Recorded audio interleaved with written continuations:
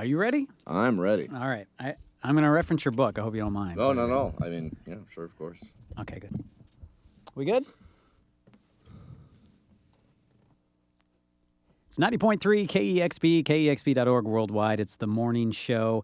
And we have Mike Doughty in the studios of KEXP. Good to see you, Mike. Hey, man. Thanks for having me down. I saw you, you were here or we were in New York, one of the two, 5-6 years ago. And I never would have asked you this question, but I hadn't read any book that you had written yet. So my first question is, how are you alive? How am I alive? That's my first question. Man.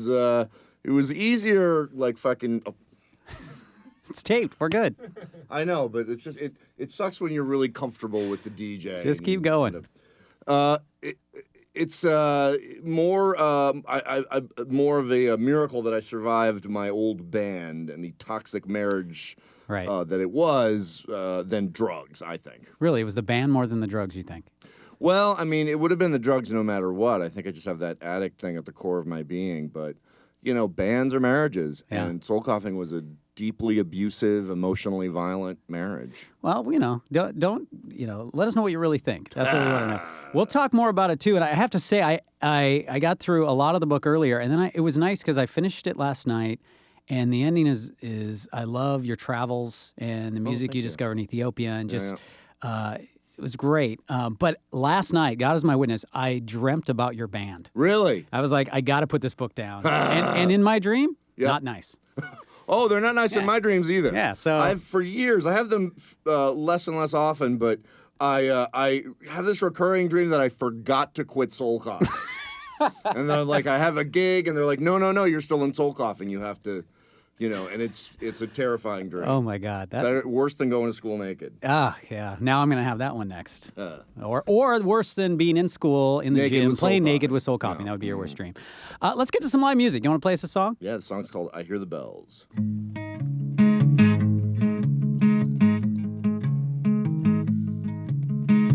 I hear the bells down in the canyons. There's snow in New York.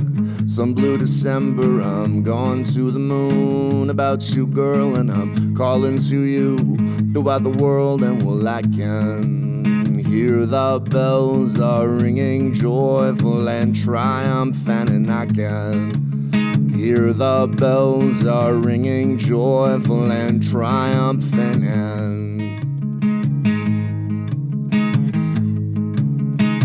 I hear the bells, they are like emeralds and glints in the night, commas and ampersands, your moony face, so inaccessible, your inner mind, it's inexpressible. I can hear the bells are ringing joyful and triumphant, and I can hear the bells are ringing joyful and triumphant, and dum dum dum dum ba dum dum dum dum dum dum ba dum dum.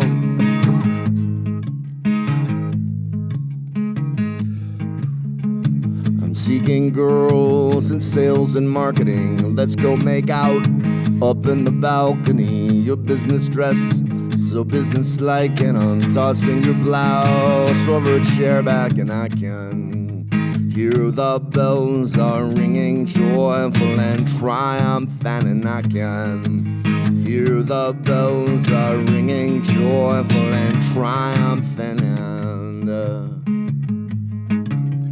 dum dum dum dum ba dum dum. Dum dum dum dum ba dum dum.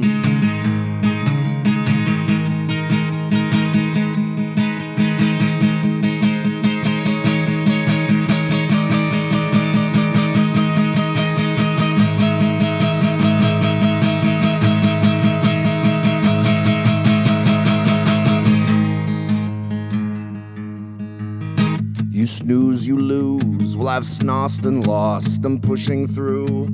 I'll disregard the cost. I hear the bells are so fascinating, and I'll slug it out. I'm sick of waiting, and I can hear the bells are ringing joyful and triumphant, and I can Hear the bells are ringing joyful and triumphant, and I can hear the bells are ringing joyful and triumphant, and dum dum dum dum dum dum. Dum dum dum dum dum dum dum dum dum. Dum dum dum dum dum dum dum dum dum dum. 90.3 KEXP, Mike Doughty live here on the morning show. And I was thinking, when was the last time, or I guess the first time you were introduced on something like this, like a radio thing you got to do or whatever it might be? Not that you had to do this. You wanted to do indeed. This. But when they didn't say, Mike Doughty, formerly of Soul Coughing, or Mike Doughty, was there a point where you went, okay, moving on? Yeah, I really I had to be somewhat of a curmudgeon about it. Yeah. And say stuff like, well, if you say that, I'm going to leave. And, eventually people... Eventually you leave enough places, they get the clue. We're like, oh, we invited you to our radio station and wanted you to stay. So I think... So that's the way to do it. Good for you. You should do that. Yeah, thanks. I mean, it was just really it's very strange sort of carrying around this identity that I just feel no connection with whatsoever. Right. It's like a guy that I don't know that isn't even on the planet anymore. And so it's very weird to feel like I'm at the top of my game as a writer, a songwriter, and then sort of have to deal with that thing that I just kind of dislike pretty intensely. And with the book out, and again, the book is called The Book of Drugs, and I loved it. I've been reading lately. I read Bob Mould's book recently. Yeah, I haven't read that yet.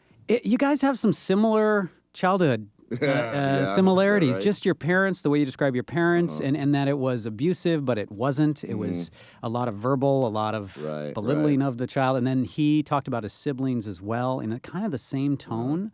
I thought very interesting that you guys came from that, and then you each were in bands that ended badly. Acrimoniously. And then went on and started just discovering your voice, your music later in life, which is just fascinating to me. Yeah, I mean, it's interesting, feeling like myself, not until I had been, a professional for a decade, just under a decade, Unbelievable. Yeah. Yeah, well, I think for us, when I played your music, I thought it's so separate, so different of indeed. a soul company. You don't almost want to introduce you as that guy. You want to be it's very weird because, I read a review of the book, really positive review of the book, where the guy was like, I love this book, and I didn't like soul coughing, so I haven't listened to his records. And I thought, man, that's perhaps why you should listen to the records. Right, right. Wouldn't that give you a little more reference? I know for me, because the way that you describe, you name your bandmates, and then from then on out, it's the drummer, it's the bass player, it's the sampler. Oh, I never used their actual names. Didn't you even introduce their name? No. Maybe I just knew that from playing. I just couldn't come up with pseudonyms for them that were good enough. They were all cruddy pseudonyms. It just felt false somehow. And yet, you can find their names pretty easily. You can, but honestly, I thought it was most the right thing to people do, won't. Most people are gonna read the book and not go to Google. Yeah. Yeah. So I mean, it's not hidden really, but I don't think it's really I don't think it's necessarily coy to not put the names in there. Right. Well, I think the way you did it was I thought it was great. Thank you very much. One thing though, you do add some names in there and give them certain names, and a few you do find yourself okay, who is that? The one that got me was the rock legend. The rock legend. Yep. That one, I feel like I know who it was, but then you reference the name later in a story about the guy I thought it might be. So I'm like, that's not him. And because the guy is inspiring. I mean, the way he talks to you and the way he inspires you to write music and to stay in the program and all that stuff, and you can't.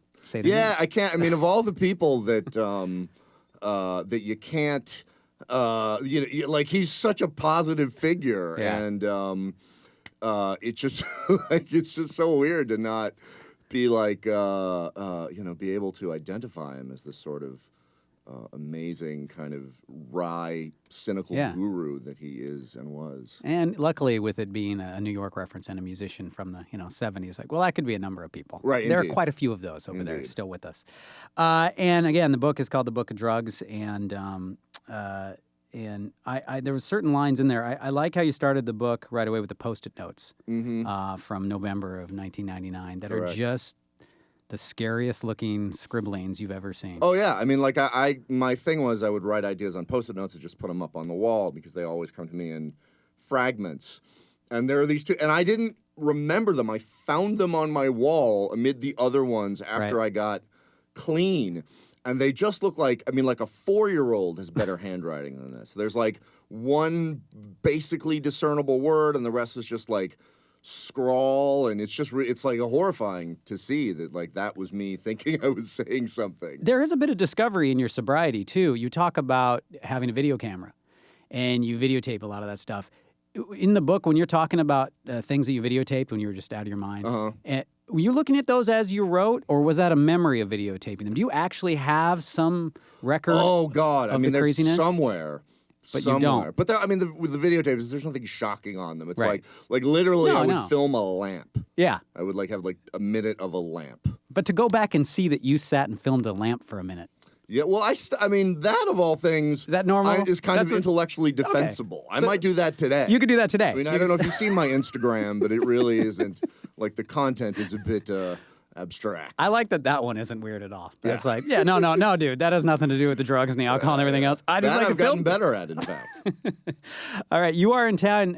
We're airing this on Tuesday. You're here on Saturday. A beautiful day, by the way. Nice pick of a Seattle day. But I do want to say tonight, Tuesday night, you're going to be in San Francisco and L.A. San Juan Capistrano as well. One of my favorite places. And then a lot of other dates as well, but going to be at City Winery as well, which in New York. Just a great place to see. Awesome place, right? Yeah, I love that place. And you going to get to another song for us? Yeah, this was a song that, technically speaking, I wrote with Nikki Sixx from Motley Crue. Of course. And Dan Wilson, who just won the Grammy for the big Adele number. Wait, so hold on. Let's just take a step back. You can't. Nikki Sixx. Dan Dan Wilson. Song. Were you all? No. Okay, because he and Dan Wilson wrote a song together. Yeah. They were put together by the music publishing company. And the song was called The Blind Date from Hell. Okay. Which is just there's ill portent in that title. Yeah. It is a horrible song. Nikki Sixx actually raps on the demo, rhyming shady with Warren Beatty and smell with Taco Bell. Nice. It's incredibly bad. Wow. But, I was like, Dan, come on, you got to play this for me. You got to play this for me.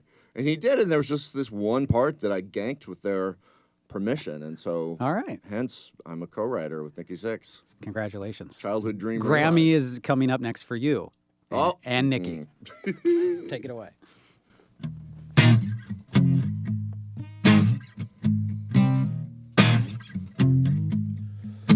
Well, your man won't dance, but I will. He's just a cup of punch that you'll spill. You're gonna hang him from the sails of a sinking sloop, crowded with the goons and the dopes you dupe. You get nothing. I found out that I'm a chump and you were cold-hearted to me. You got lucky that I told you what I did, and you're so sorry, but not the way you want. You're getting nothing from me. Nothing from me. I was in flux, I was a clunker, I was busted, cruffed. I was the swellest of the swells and the roughest rougher. But now I'm bound to the bend of your bone-white wrist. Shun the pill popper, love the pharmacist. You get nothing. I found out that I'm a chump and you were cold-hearted to me. You get lucky lucky that I told you what I did, and you're so sorry, but not the way you want. You're getting nothing from me. Nothing from me.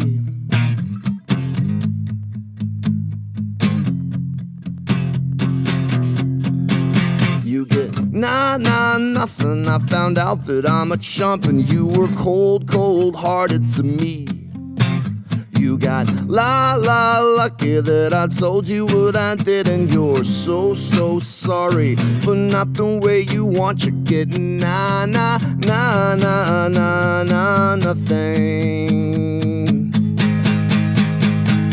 You get nothing. I found out that I'm a chump, and you were cold-hearted to me.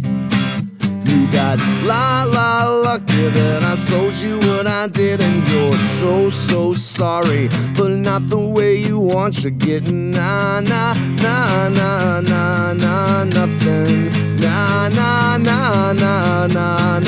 Nothing from me. Nothing from me.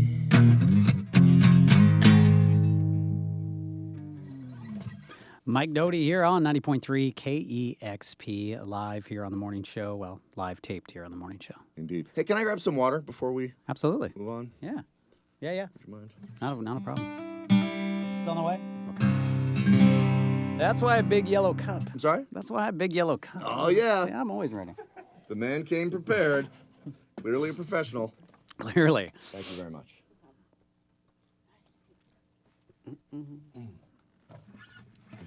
We good? Yeah. We're just rolling, so it doesn't really matter. Like it's Ready when like you are, Mr. some ninja game back there. We are here with Mike Doughty, and just finished the book of Drugs, and you also have the live album as well. Yeah, live album called The Question Jar Show. Me and the incredible Andrew Scrap Livingston, a man who once turned to me and said, out of the blue, you can make a spider into food, but you can't make food into a spider. Wow. That's him. That's the way he wrote me. He asked me how things were going with my girlfriend, and I was like, oh, they're really great. He texted back, that's razzmatazz. Y'all are building a dragon. Well, y'all are building a dragon. Y'all are building a dragon. So he plays cello, and it's a live album, and between the songs, we answer questions such as, if you were a pharaoh, what curse would you put on your tomb? Oh. And would you rather play Twister with Dick Cheney or punch a kitten in the face? Could you punch Dick Cheney in the face while playing Twister? That's not my job, man. Right, I just right. answered the question. Hey, we're just building a dragon here. All right, Well, that's my new damn phrase. dragon. I'm stealing that. He gets mentioned in your book too, and it's interesting to get those personalities in your current life as well, mixed in with the other, which is nice. You're not just because I have all these awesome people in my life. You really do. It's so odd to look back on those dark years and look at somebody like Scrap, who was like an amazing human, sober, by the way. Yeah. And just the weirdest person on the planet and not high at all. Nice. Yeah. Well, and I was reading the book, and I got through, you get through the first half, you're like, oh, book of drugs. Yeah, there's some drug use in here. That's, and you're like, okay, sure, yeah, I see it. And then you're about 50 more pages like, Jesus, there's a lot of drugs in this book. Yeah. And it talks about, I found, too, what I liked a lot about it was your view of the record industry and your experience. And I mean, and you got to write about it under a pseudonym. You wrote... Yeah, I wrote a column called Dirty Sanchez, which I think you can say on the radio. I believe so. You Do couldn't not describe Google it. Yeah, you don't want to do that or Santorum. You don't want to Google any of those no. things. So that was a way to vent about what was going on currently. I found in the book some really good insight because you've been through it. You're on the other side of it. You have a view back on it in the mid '90s as well, but also about being a new musician and playing for the first time. The scene where you're playing in the club and the bartender's just standing there. Right. Right, and she actually she now manages Medeski Martin and Wood. And the thing is like in the middle of the show, there's like this dope fiend regular that was, drinking wine and hanging out. And then he left, and it was just me and her. And, I had no idea what to do, so I'm like playing the set list that I'd meticulously conceived. And so she just walked into the middle of the room and was like, I'm going to close up now. And now every time I see her at like some, whatever, Bonnaroo or something, I'm like, do you remember that time? And she's like, I remember that time. Yeah, you bring it up every time. Knitting Factory is where this all was, too. That was actually at CB's. Oh, that was at Gallery. CB's next to, you're right. But Knitting Factory is where, that was my next question, though, going into that. You were, I mean, that's part of, you try to analyze how you ended up with this band and where you were at the time. It was the perfect bad storm, I think. You're in an environment where you talk about not even having the knowledge of music yet. You're still working on how to play and what the notes are and all this stuff. And you meet guys who were 10 years older than you or whatever and experienced musicians and took advantage of that and took advantage of you not knowing exactly what was going on or what you're doing right at a time when everyone's getting signed. Right. Who were making good songs, and you were making great songs. So. Yeah, I mean, my ability to write songs and conceive music was a lot more advanced than my ability to play anything other than like... Actually, it was more like this. It was better than... It was this.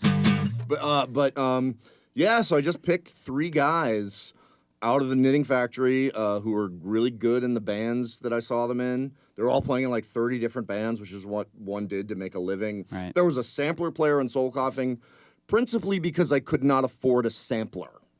So I had to get this guy that I thought I was like, well, this guy's probably really malleable and easy to work with. Right. And I brought over like a lot of the samples on the first album, Down to This, Bust to Beelzebub. Those samples are mine, in fact, that I brought to him.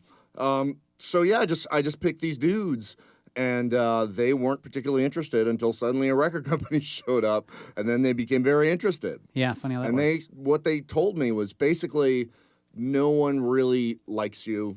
We're sort of stuck with you. You are lucky to be with us, and like if you just keep your head down, you'll end up doing all right because you lucked out. And the guy, even the sampler players, getting a pretty equal share of all the. Everybody, of what money did come in. I was an idealist walking into it, and I wanted to give everybody, a cut of the songs, which many of them, I mean, there were certainly songs that came from jamming. Right. But the bulk of the songs were actually written before I even met those guys.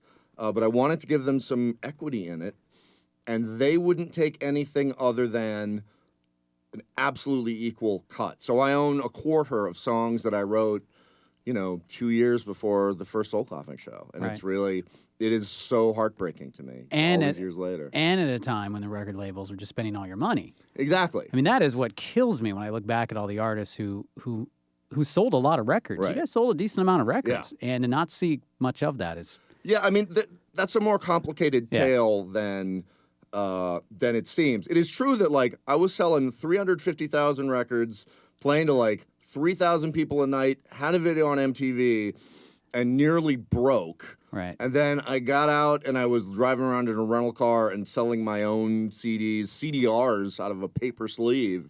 And I suddenly was making a lot more money than I ever did. I mean, the newspaper job was to get the money. I needed the job when I was in Soul Coughing. Wow. Yeah. Yeah. And the connection you made... I probably can guess the answer. The connection you made doing that tour and being that close to your fans, that probably had a much deeper connection to you as well. I mean, for your soul and your... Oh, it did. I mean, what the beautiful thing that happened was I had made an album called Skittish, an acoustic album with Kramer, the guy who produced Low and Galaxy 500, like the awesome reverb-using Kramer guy. Yep. And our A&R guy I would describe him as a gay indie rock Jabba the Hutt. Wow. Who was an insanely, like, weirdly jealous guy who would just sort of did all the stuff to make sure I was sort of emotionally immobilized and couldn't leave Soul Coughing. So I brought the album to him, and he, rejected it out of hand. But what happened to it was it got onto Napster. And when I first went out there, just an utterly shattered human being, newly sober, driving around by myself, there was this audience that had heard the songs. This album. Wow. I remember seeing somebody wrote the title of a song on a piece of paper, put it up on a rafter at one of the venues. And I remember looking up and going, what a coincidence. I have a song with that name. I wonder why someone wrote that on a piece of paper and put that up there. You had no idea. No idea. Yeah, it was just completely... That's awesome. And then when people were lip syncing in the front row, it was crazy. And these are your songs. Like, these are the... these are my songs. These are how you want them to sound. Exactly. I mean, it was so heartbreaking when I made that record, and I was so jazzed by it and felt like I'd finally made something that I wanted to make, and then it got rejected. But the other thing about that tour was, like, most people were really mad and didn't like me. Right. Because they saw Soul Coughing guy, and they were not expecting to see acoustic guy. This was not the droids they were looking for. Wow, but that nice. little nugget Two of Star people Wars that soul skittish. It was good. And with 2 Star Wars references, one being a gay Jabba the Hutt, which may win an award here on KEXP for one of the better comments I've heard. You talk about that, too. You talk about going to the show, and people are pissed at you, and people are like, this isn't what I want to hear. This exactly, isn't, you know.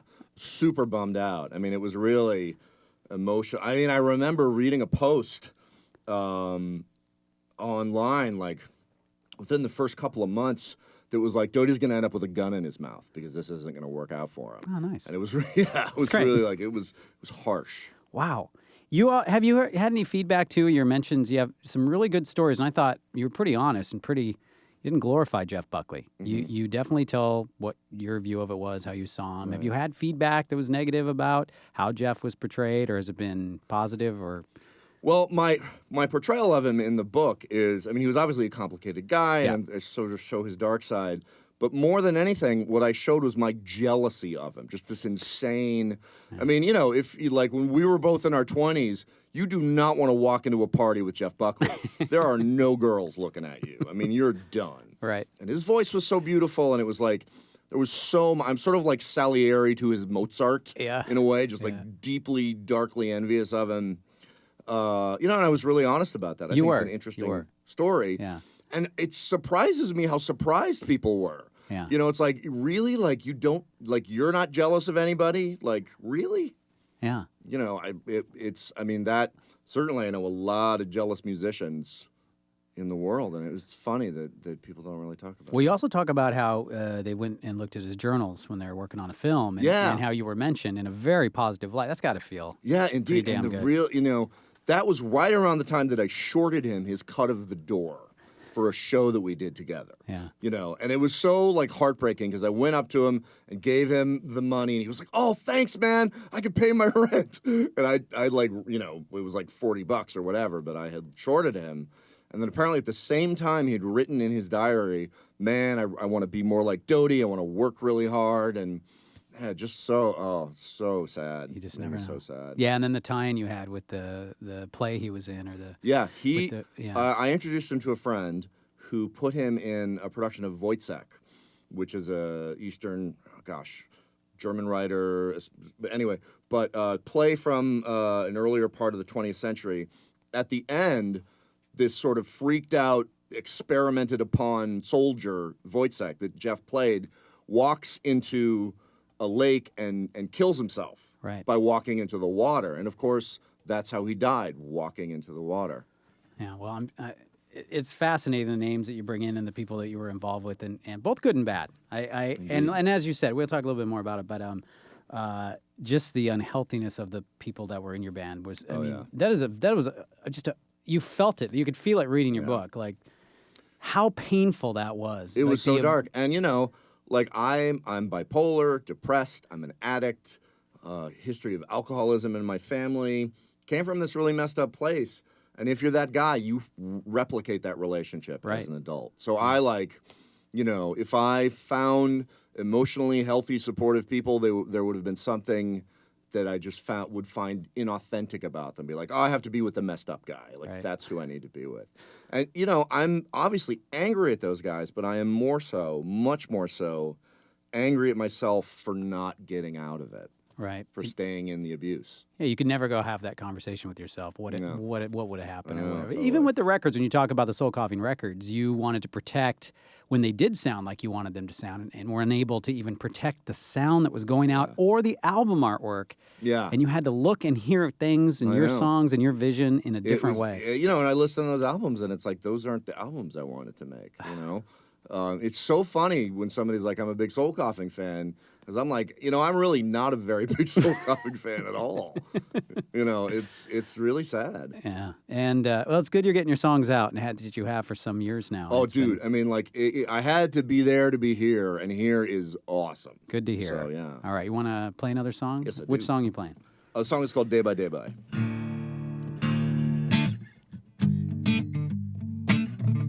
You know what? I'm going to wet my whistle so I don't make gross mouth noises.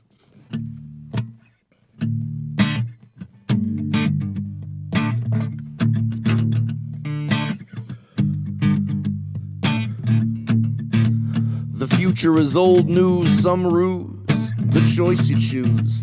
Decked out like a financier, effectless like the fox you fear. Yeah, for the trophy cup, the university prom queen runners-up. Drowsing the immeasurable, pleather and wool, it's ahead of your pole. No chance, lose your trance, napping like the sycophant.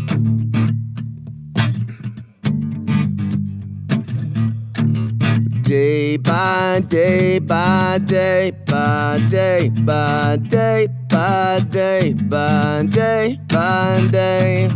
Day by day by day by day by day by day by day by day. I never laughed when I saw you dance. I never giggled at your elegance. Retrace your paces, Boris faces, come up aces this. And you're ready to kiss that, like an acrobat. Adventures unmentionable, free and consensual. Day by day by day by day by day by day by day by day.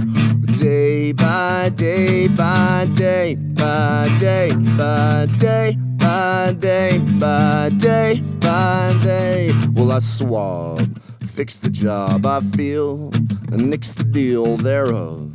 Mend a shove, let's stay. Soup of the day, it's time. Love crime, it's real. Burn the wheel, it's done. So's the fun, be free. Tread on me.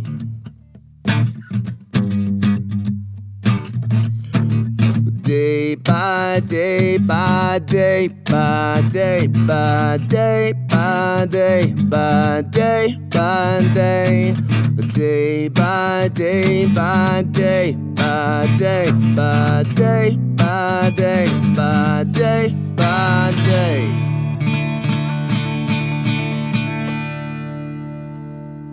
Mike Doughty here on KEXP.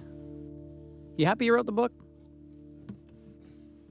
I am happy that I wrote the book. I'm rather astonished when I look at it to be like, all these words. I wrote every single one of these words. Well, That's maybe like not 250 like the pages in there. At the front, but Yeah, well. Yeah. Yeah, so you're happy you did it. Yeah. Is it weird to go around and know that people know so much about you now? I mean, What is even weirder to me is I really thought that the darkness, the abusiveness, the turmoil, I thought that was like right on me, radiating out of my skin, and everybody knew about it. Yeah. And, you know, I'm astonished that at age 41, I learn at last that people aren't mind readers, you know? And so people are like, oh my God, I can't believe it was so bad. And and I'm shocked. It's just so funny that. I thought about that because you're a lot of your stories, you're by yourself or you're with one particular person for a short period of time, or you're here or you're there. Right. It was spread out over many countries, many cities, and many different individuals. So they all saw a little of it, but maybe there wasn't those people around you. Were the people around you a lot more? Were they aware of it? Were there? Well, I mean, there really weren't, if you think about there it. were very few people around me that, well, first of all, my whole life at some point was me alone in a hotel room getting high after a show or before a show. Yeah. Pretty much everybody that I had attached myself to, almost everybody, was a really dark person. And it really was like the end of the band. I was just surrounded by people that resented me and saw me as a problem and an obstacle. So, and it really was like there was a level on which I just believed that. I mean, of course, I was like, fighting against it to a certain degree, but in my heart of hearts, I believed it. And, to this day, I'll have conversations with friends of mine where I'll be like, I wrote those songs. I wrote them. And they'll be like, yeah, we know. We know you did. You don't know you did, but we know you did. You talk a lot about your sobriety, too, and you're pretty honest about that. And your knowledge is it any day. You never know. Yeah, man. I mean, people go out. People die and, go back to what's hilariously scary is, boy, that's a weird thing to say, but if you were in the thing, I think you'd understand it. Yeah. That people like pick up right where they left off. Like, it's not like people that have like not touched a thing in 10 years are suddenly like as bad as they ever were, if not worse, almost instantly. It's really scary. It's really weird. Yeah, you wrote that in the book. You said at any Yeah. time they would go back exactly where they left off. Exactly. That is frightening. Yeah. And, I'm connected with a lot of amazing people.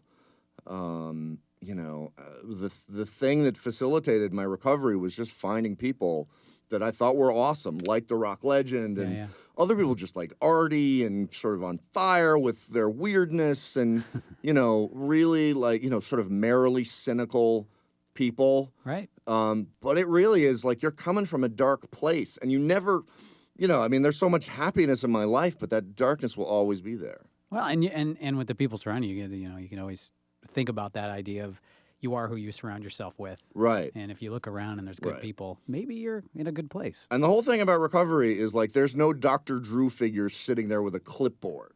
It's like a bunch of addicts talking to other addicts. Yeah. And, you are there to offer what you have as much as you feed off other people. And there's no like, at least in the circles I dwell in, it's like it's all about individual to individual. There's no like sort of monolithic, authorial, institutional voice imposing itself on us. That one other habit too you talk about is the smoking habit. 3 packs a day. 3 packs a day. That is a commitment to smoking right there. If I was awake, I was smoking. And I mean, sometimes I wake up in the middle of the night to smoke.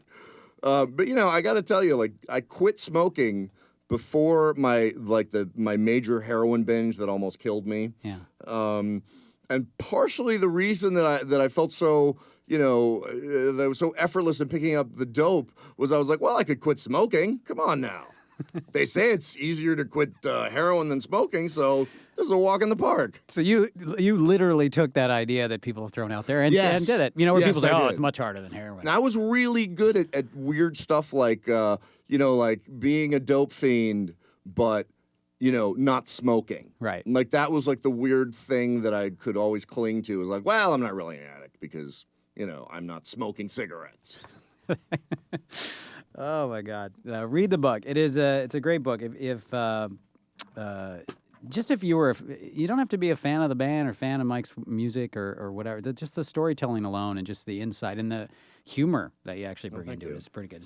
I laughed out loud a few times when I was like, should I be laughing out loud? The AOL thing, when you look back at your AOL chat when you wake up the next day and they're like, hey, some fans like, hey, Doughty, you all right? He's like, blah, blah, blah, yeah. So like totally like my fingers were just standing on the wrong keys and it's just really like hilarious. And the responses babble. Keep going, hey, you there? You good? Yeah. And it's hey just man, what's going on? 3XQR /. Oh, it's funny because it wasn't me. All right. Mike Doughty's here on the morning show and got a big tour with the book and the music and the live album and doing what you do best, hitting the road and playing with good people. Doing the do. You got another one? Yes, I do. All right.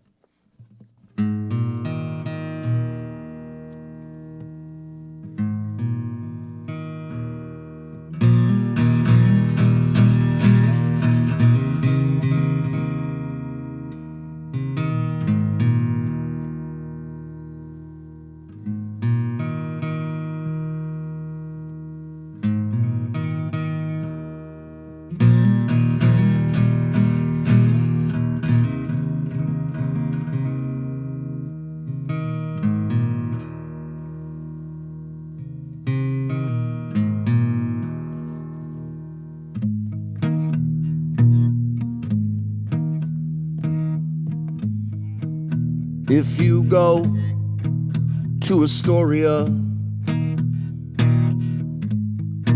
I hope you get there. Seek your road to Astoria.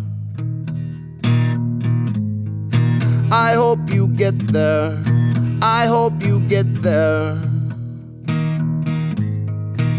And if you go down your lonely road on home,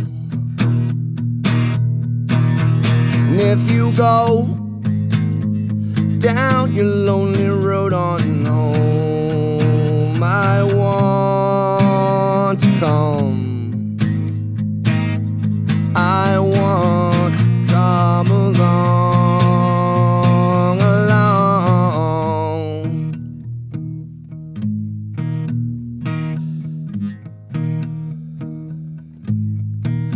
Get a plate full of sog paneer. I hope you eat well in the clubs in your fallow year.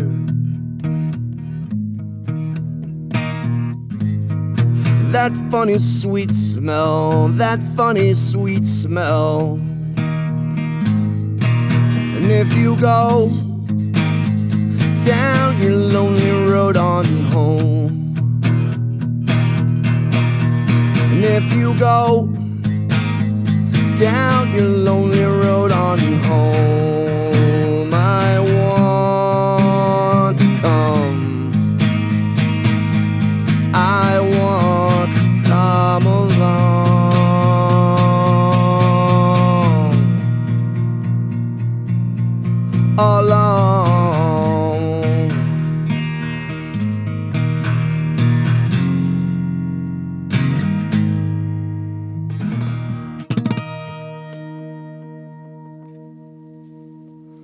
Mike Doughty here on 90.3 KEXP. Love that song. Thank you very much. Thanks for having me. Thank you so much for coming, Mike. I really do appreciate it. I love the fact you got Sog Paneer in that song, too. Yes, indeed. Like, that makes me happy every time.